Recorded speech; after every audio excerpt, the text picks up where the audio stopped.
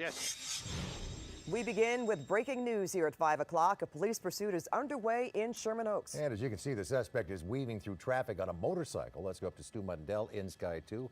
He can tell us about how this thing started and what's been going on. Well, the traffic is making it difficult. Oh, sorry about that. The traffic is making it difficult for the officers to keep up with this guy. And it also, as you said, being a motorcycle, also making it difficult. Now, LAPD started this pursuit. That was Topanga Division started this pursuit about 20 minutes ago in the Topanga Canyon area on Victory. Originally wanted just for reckless driving. Now, officers from LAPD quickly got ahead, got their airship overhead, and because of it being a motorcycle, they've been in a tracking mode, and then they went back to a pursuit mode, but they basically have been keeping an eye on this guy. They do want to stop him, and they want to talk to him. Him being on a motorcycle making it very, very difficult for LAPD to find any kind of way to bring this to a forceful end, like as in a pit maneuver or spike strips or anything like that. Basically, the only weapon they have right now is that airship, and they're using that in their fullest here, keeping an eye on this guy, calling out locations. Now, since he's been on the 101 freeway pretty much since the Calabasas area,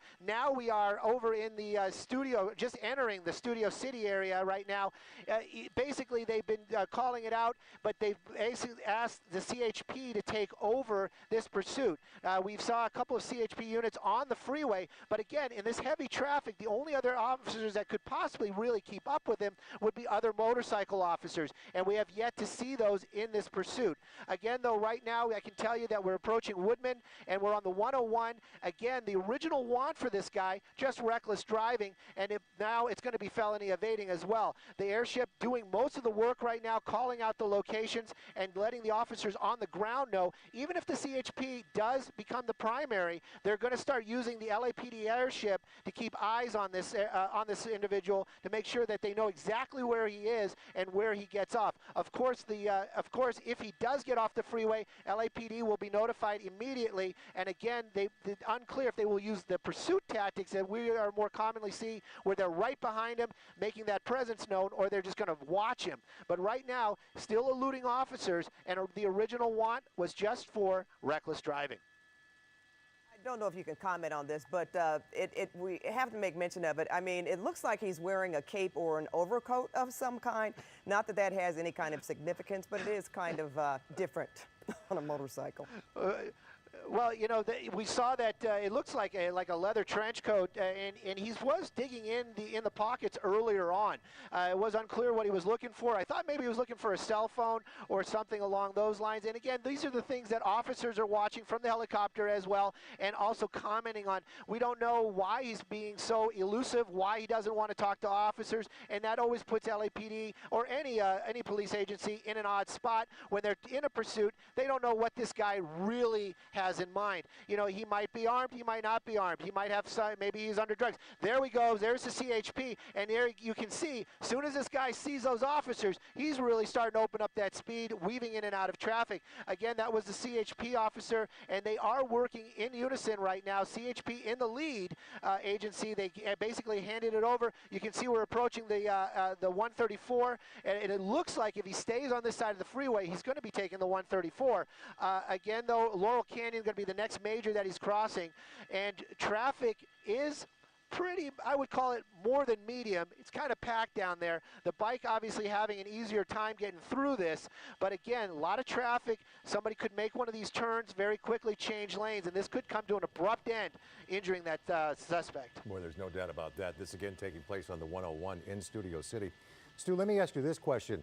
It's clearly advantage motorcycle in this kind of traffic. The airship obviously neutralizes that slightly. But what would be the strategy? Well, look at that. Whoa. I don't know about advantage. Yeah. Oh, man. My goodness. You know, and that's the thing, right, you know, we watch these things, and it is very dangerous. And you know, we kind of try to put it into those kind of ideas or that perspective of, you know, advantage, disadvantage, good guy, bad guy type of scenarios. And you know, it's very, very dangerous. It's actually dangerous for the civilians on the road as well. You saw that weaving it right between those cars right there, threading the needle. And again, you know, people trying to get out of the way. It's packed. You're driving on the freeway. You're kind of grumpy about the, you know, your day day, now traffic, and then all of a sudden you got blinking lights, you swerve, who knows what's going to happen. It looks like we're staying on the 101 as we're starting to work our way out of the Studio City area into the Universal Studios area. Again, yet officer in that SUV really kind of making his presence known now that the traffic has lightened up a little bit. That might be one of those newer Ford Explorer specially equipped vehicles that the CHP just purchased. Again, though, you can see him basically tracking, keeping right up with this guy. And again, really kind of makes you wonder, that officer limited what he can do when he gets up next to him, but definitely making his presence known. And hopefully that command presence will register with this guy, and he'll basically just say, all right, I'm just going to pull over. Well, you know, he really has command of the motorcycle. I think we can certainly say that he apparently has driven one before. I asked the question again about the overcoat because you wonder if this was his bike or if this was possibly a stolen bike. Well, again, you know, those are the questions that that officers are pondering as well. You know, they can run the plate, they can get an idea who that person is, but obviously you're not going to be able to make an identifying match of that person with a helmet and, as you say, that overcoat and etc. It almost does looks like some sort of superhero there with that leather coat flapping in the wind. But again, if this is a superhero, he's going to be a super villain, because these officers definitely want this guy to stop. He's been disobeying all the traffic laws pretty much for most of the afternoon here, and again, really starting to speed up. We're doing a lot of swerving around out here, and you know, again, the faster this happens, the higher the odds that this is going to end poorly. And Stu, I'm sitting here saying to myself, why isn't traffic like this when I'm on the road? It appears to be light to moderate. What do you see up ahead? Actually, I'm just glancing up ahead as we're working our way through the pass out here, and it is just as you said. It's like pursuit traffic. It is moderate at best. If this was the afternoon that we were driving home, we'd be stopped bumper to bumper. This guy basically just working his way through this traffic. It is very, very light as we're working our way southbound on the 101 now, approaching probably the Highland Boulevard. Again, this guy really just booking along here, and officers from the CHP now falling back just a little bit, but you can see that one guy with that newer Explorer really kind of closing that gap and making his presence known to this guy. And you know what? Pretty soon he's going to have a number of opportunities in terms of freeways. Stu, he's going to be approaching, well, the 110 freeway for sure.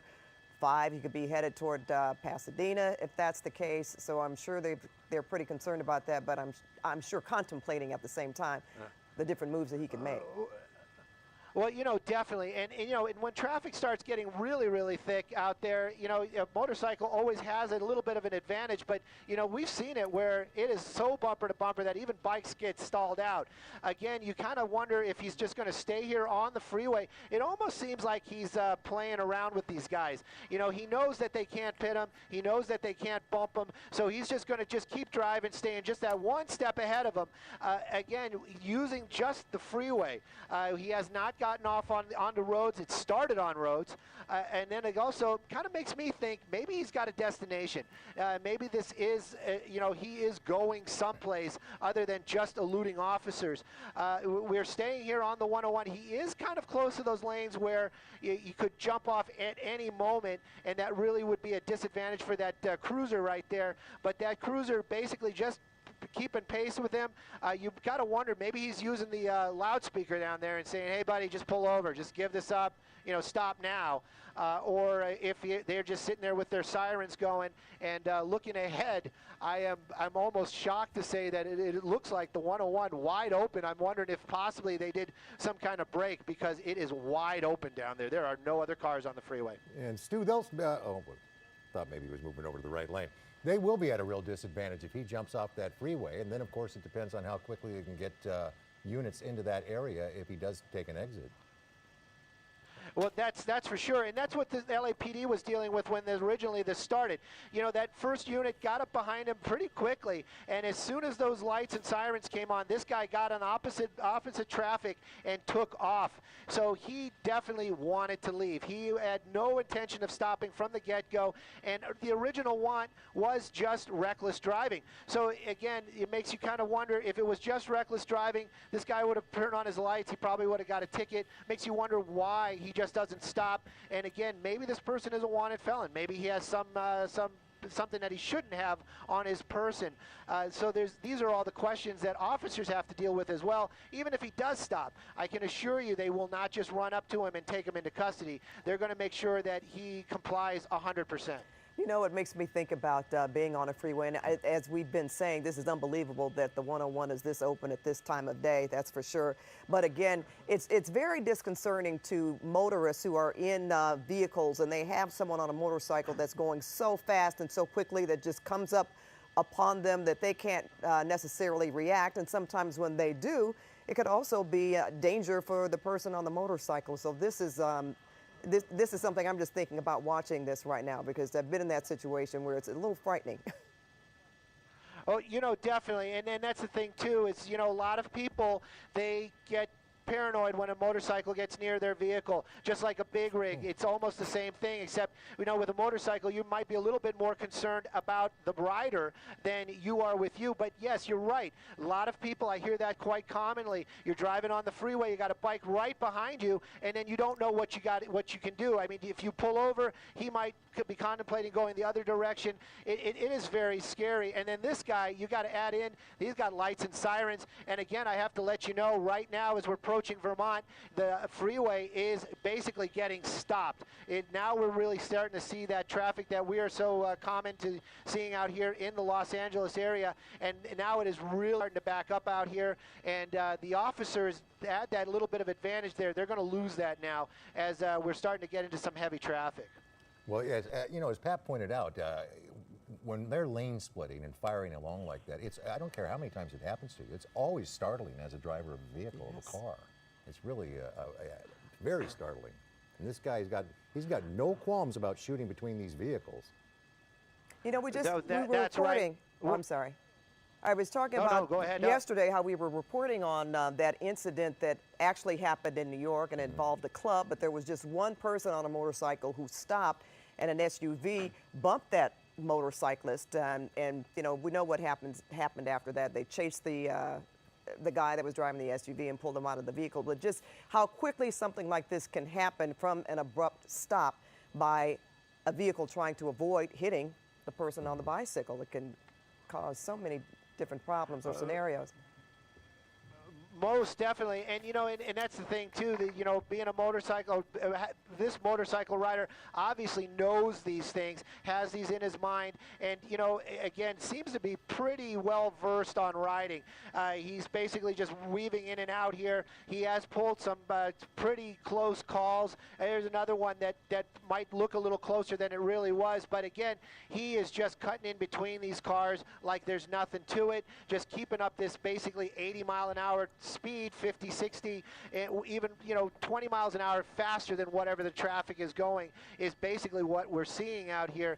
And officers from the CHP, you know, they got their lights and sirens. They were falling behind there for a little bit. They got caught up in traffic and now basically back into some sort of tracking mode. And again, you know, they're calling it out. I hear them on another radio. And officers from LAPD not involved in the pursuit, but definitely know that this is going on. So if this guy gets off the freeway, the LAPD will definitely be engaging it very, very quickly. I can tell you right now, we're basically coming up on Glendale. There's Union Avenue, there's a sign, but Glendale is coming up, the 2 freeway, but it really seems to me that he's been staying on these majors and basically just following it. I'm kind of curious to see 110, 101, what's his choice is going to be. 101 looks a little bit more packed, but not much better than the 101. Well, every time he gets into traffic like this, his pattern has been to tone it down a bit without seeing the black and white behind him. Well, you know, that's right, and this is part of the process that LAPD has been trained to do, and other agencies. They basically, that's what the way they say we should go into tracking mode. They feel that the presence of the black and white off and the lights and sirens excites the suspect and makes, you know, he starts acting crazier. And they do this, they fall back and they just watch. But with this guy, even if they're just watching, you know, we don't know where he's going to go. And just allowing him to run freely like this, that might not be the best deal either. So they're kind of playing that middle card, just kind of keeping an eye on him. They have officers nearby. He hasn't really done anything so crazy where they're going to say, you know, the public is really, you know, there's a public safety issue. I can tell you right now, definitely established on the 101. We're going to be working our way through the north side of downtown Los Angeles, and looking ahead, it's pretty much more of the same. Just a little bit of traffic out there, but this guy just basically on a little ride out here as LAPD and anybody watching the news is joining him this afternoon. You know, Stu, we joined you at Woodland Hills, and can you tell us again where this originated, where they started following this motorcycle? We originally heard this in the Topanga Canyon area on Victory Boulevard. Again, reckless driving was the original one on it. The officers doing what they're trained to do got behind him. They asked for what they call a backup and an air unit. That was the helicopter. Pretty much as soon as that helicopter got there and that first unit turned on his lights and sirens, this guy just took off. And the first thing apparently he did, or that we heard that he did, was go into opposing lanes of traffic to get away from that officer. So that was an extreme move for basically just, hey, we just want to pull you over. And again, this is why LAPD and other agencies are so interested in stopping this guy and talking to him. Those kind of reactions, you know, why didn't he just pull over? That's basically the big question. It really seems like we're just staying on the 101 freeway up. Now, as I said it, he's really starting to cut around because he does have a choice over here of the 10 freeway, but he's just weaving in and out of traffic. Again, I don't think there are many, if any, units, black and white units behind him anymore as he's working his way. I just want to make sure we don't lose him here. And as we're starting to work, it looks like we're going to be going south here, so that's going to be 5 freeway. That gives him the 60 and also, yeah, the 60 freeway if we keep in this direction. He's starting to pick it up right now. He's got to know, though, I mean, a pursuit in Los Angeles, he's got to know that helicopter's overhead, keeping an eye on him, even though he doesn't see any black and whites, too. Well, that's right. And, you know, and that's the thing. You'd think that with that knowledge, you'd just say, hey, you know what, I better just, you know, pull over. Or you know what, maybe he's doing, I just want to enjoy my last couple of minutes. But this doesn't look very enjoyable. This looks like he's really trying to get away. And, again, you never away. He is speeding up now quite a bit, like you said, really starting to move out. And, again, we're coming up on the East LA interchange, so he's going to have several choices of where he can go as we work our way down here. Again, though, looking ahead, it is just, well, the 60 really looks like it's backed up pretty bad. But again, you know, he's just going to weave his way in and out here and just keep everybody at bay. Well, you know, we have legal analyst Steve Meister on the set with us. We were prepared to talk about the Jackson verdict, which we will certainly in due time. But he was saying he probably felt that he could get away at first, and now he's just so too deep in, so he's just going to continue. He really has no other choice but to just keep riding. You know, as Steve, as he's mic'd up, as a criminal defense lawyer, have you ever defended somebody in one of these? Yeah, I have. Oh, hold on one second. We got to hook your mic up here.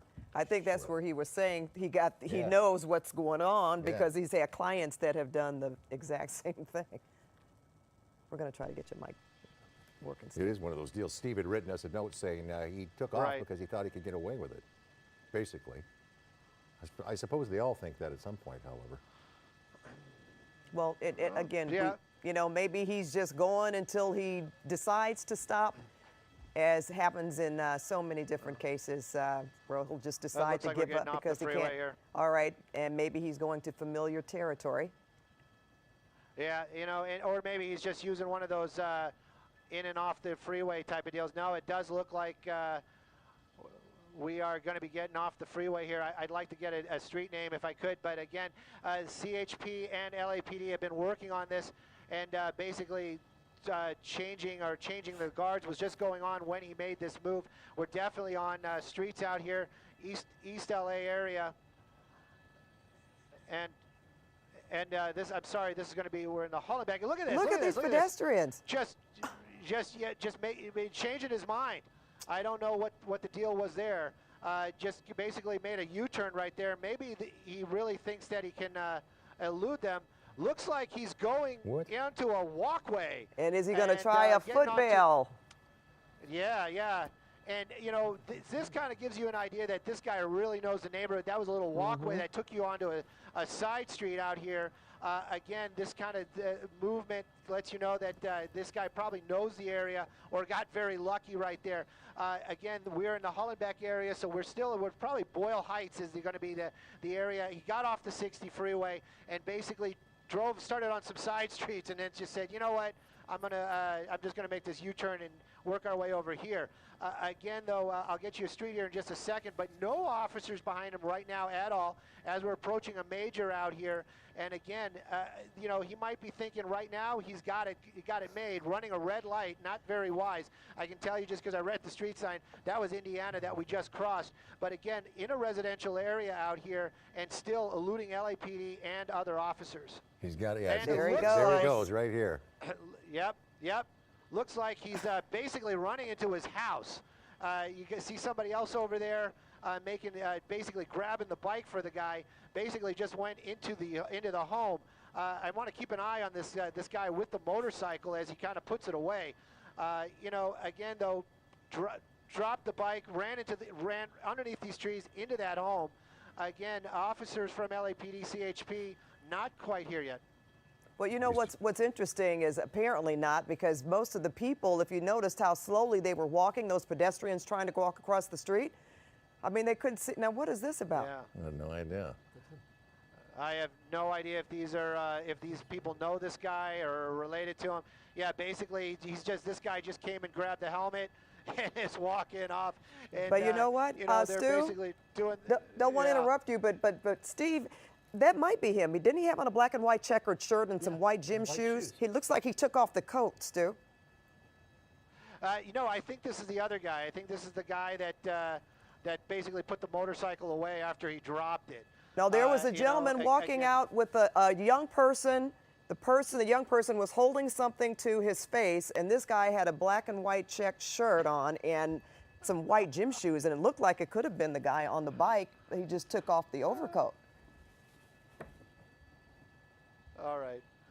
You know, yeah, it could be. It could definitely be. There's- You know, that's that your would've been- reward, Stu, for helping move the motorcycle into Yeah, the garage. that's the helper. Yeah, that's the helper right there. That other guy basically just walked off. You know, I'm getting some direction. Go ahead, yeah, and look around for him. That may have been the guy. With the young person. Exactly, who did have something up to their face. Yes. That's him, isn't it? Looks like it. Black and white shirt, white shoes. Yeah. Dark pants. Hang on just 1 second here. I'm having a little difficulty holding this shot because we were set up for the other thing, but we'll definitely try to keep an eye on this guy right here. Again, hang on just 1 second. All right. Yeah, that's no problem. We can still see him. You're keeping him in. You're doing a good job. Yeah. It looks like he's going to be going behind a building here. It looks like we're working our way out towards a mall. Going to keep an eye on him, like you said. This could very well be him. Just walking along here, nothing to see here. I had nothing to do with that, is probably what he's saying to himself, but we might know different out here. I'm wondering if somebody is going to be able to notify the LAPD CHP about this as we're working our way. I don't want to lose him behind this tree. I'm working with my pilot. Again, there he is. That's him, right? Yep. Yeah. That's him. And it is, you know, maybe he's just out for his afternoon walk, but very unusual behavior as this thing came to an end and he just kind of happened to be walking away. So we're going to keep an eye on this guy out here, and as soon as we are able to give you a cross street, which we might be able to do here very shortly, we will. But definitely, you kind of have to wonder, that younger woman just kind of disappeared. This guy is here all by himself, just walking along now. Well, even if we, as we will shortly, play back the video of him walking back out of that home or wherever he was, there was this person here with a young Whittier person and DeLamo. with something up to their face. Lama and Whittier. And it certainly I'm just looks I'm like just working with my pilot who's actually talking with the shirt to on. other If anybody else, officers if they down can there. hear us, Paul and Steve, with the black and white gingham shirt, the white gym shoes. It's interesting that that person emerged from that home, right, with this And now is check on the shirt cell on phone. and these white shoes. I thought he was going to surrender. Yep. I thought And he he's would he's use walking that- on Whittier. walking on Whittier, and he passed Alama right Stu, there. And looks like he's going to start walking down, kind of staying off the major now. So. And Stu, what were you saying about working with the pilot to? Whittier. Yeah, I actually was working with Dan, my pilot, this afternoon, and he's passing along this information to other helicopters, officers out here to give them the location. Looks like he's he's not walking into the auto zone, but he's on Whittier. Definitely walked into the auto zone on Whittier. That's basically where he went to. Just walked into there. I'll get you that cross street right here in a second, but definitely we're at the corner of Whittier and Indiana. There's a officer right there. Whittier and Indiana walked into the. There we go. They're working their way over there right now. So, well, Pat and Ball, we're going to find out very shortly if this guy was involved in this pursuit. Yeah. If this it was a very clever play and an excellent try. I got to give you that. This probably is one of the endings that has given me more thought, than just. Dumping and running. We're going to keep an eye on the back of the store as well. Maybe do an orbit here to keep an eye on the front and the rear. But you can see officers swarming this auto zone right now as they're looking for that suspect. He must watch a lot of crime procedurals. Maybe he figured that one out, because that was a what do you call that, Steve? Is that a bait and switch? I don't know, but he apparently took off that overcoat very quickly and walked out with someone else. It almost, to me, looked like he was trying to appear that he was giving aid to that young person, but was able to walk away. But now he's surrounded. They seem to be have him in custody. Yeah. Leave it to CBS 2 legal analyst Steve Meister, to astute person and a critical observer of people, to figure out that was him walking away. Steve, thank you very much. Don't tell him my name. Well, he might ask you to represent him anyway. That you can know my name for. Then you can know my name. It's not where I live. Well, Hollenbeck LAPD definitely talking to this gentleman right now. They're going to take him into custody and definitely have some questions for him, that's for sure. But it's most bizarre ending to a pursuit that I've seen in a long time, that's for sure. Well, there's no doubt All about right. that, Stu. We want to thank you very much, and we'll get an update from you a little bit later on in the newscast as we move on here to other big news.